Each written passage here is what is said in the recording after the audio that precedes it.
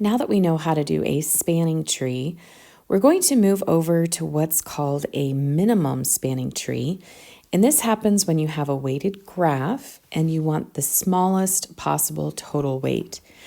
So there could be any reason why you want to do this. If you're traveling, maybe you want to keep your mileage low. If it takes a certain amount of time to get from point A to point B, maybe you want to figure out the minimum amount of time. There's all kinds of reasons why you might use this. The only surefire way to do this is to find the minimum spanning tree for a graph is to list all spanning trees for the graph and then compute the total weight of each and then choose the one that has the smallest. And that's okay if you have a four vertex graph. Once you start getting larger than that, it's a little bit more difficult to manage. So there's two different ways that we've looked at. One is going to be Kruskals Algorithm. Excuse me. So we'll tackle that one first. And basically what it says is that you want to start with the edges are examined one by one in order of increasing weight. So we want to look at the smallest weight and then go up from there. And then we start building those edges until we either have to pass on one because it will make a circuit, or because we need to connect some things at the end. All right, so I'm going to go ahead and pull in a red pen here. And if I look at this spanning tree, I know it's a little bit blurry for you. From Milwaukee to Chicago, that's 74. In fact, let me get a little bit thinner than that on this. Okay, so 74 right in there. Let me count my vertices and edges to find out exactly how many edges I need. So I've got 1, 2, 3, 4, 5, 6, 7, 8 vertices. So I need 7 edges. So I've got 1. Here would be 2. That's 83. The next highest one would be 151. Oops. So that one's in. So that's 3. Then I've got to look at, I think 230 is my next lowest. So that one will pop in there. And I've got 242, I think is the next one. And then, so 1, 2, 3, 4, 5. So I've got 262, which would connect that one.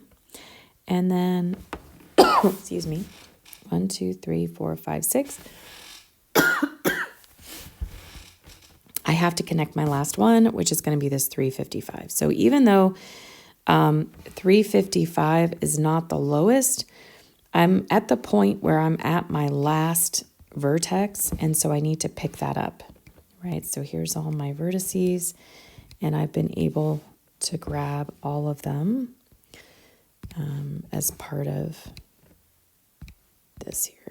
Okay, so that's what my spanning tree, minimum spanning tree would look like. Now the next step of that would be to actually add it all up, right? So you would take that 74 plus 83 plus 151 plus 230 plus 242 plus 355. I'm missing one here. 242, 151, 230, 355.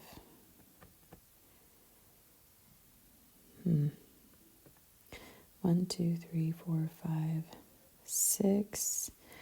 There's one of them missing on here, 262. There we go.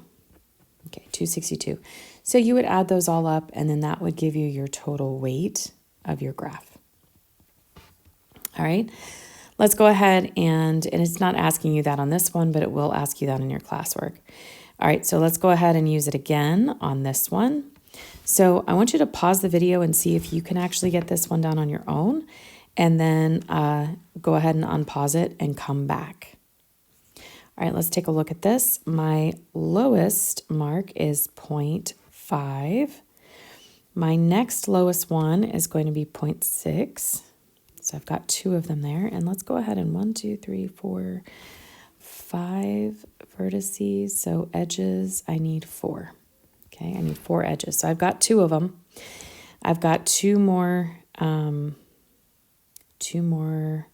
of my vertices I got to get. The next one up is 0.7.